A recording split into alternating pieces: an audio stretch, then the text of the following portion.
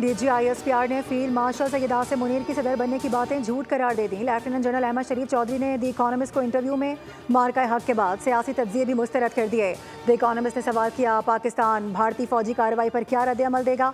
DGISPR ने जवाब दिया कि हम इस बार हिंदुस्तान के मशरिक से आगाज़ करेंगे और शुरुआत भारत के अंदर गहराई से हमला करने से होगी।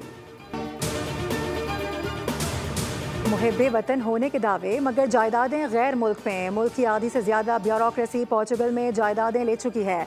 वज़ीर दिफा ख्वाजा आसिफ का एक्स पर इंकशाफ, कहा कि ऐसे अफराद मुल्क के अरबों रुपए खाकर सुकून से ज़िंदगी गुजार रहे हैं। साबिक वज़ीर आला पंजाब उस्मान बुज़दार के करीब तरीन ब्यूरोक्रेट ने अपनी बेटियों की शादी पर 4 अरब रुपए की सलामी वसूल की।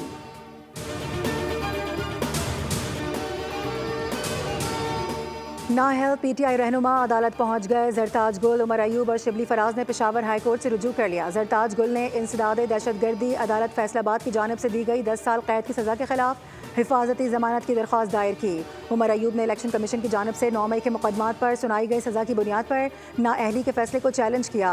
शिबली फराज ने भी नाअहली के फैसले के खिलाफ अपील दायर कर दी। मौक़िफ़ इख्तियार किया गया कि इलेक्शन कमीशन का फैसला गैर कानूनी है।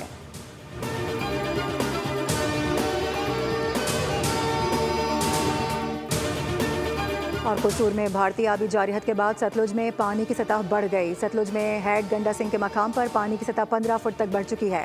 पानी का बहाव 20,000 क्यूसेक के करीब रिकॉर्ड किया जा रहा है। सतलुज का पानी कई मकामात पर फसलों में दाखिल हो गया।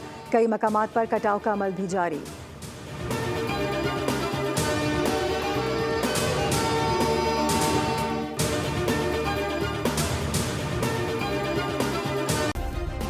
सब्सक्राइब करें और बेल दबाएं ताकि कोई खबर रह न जाए।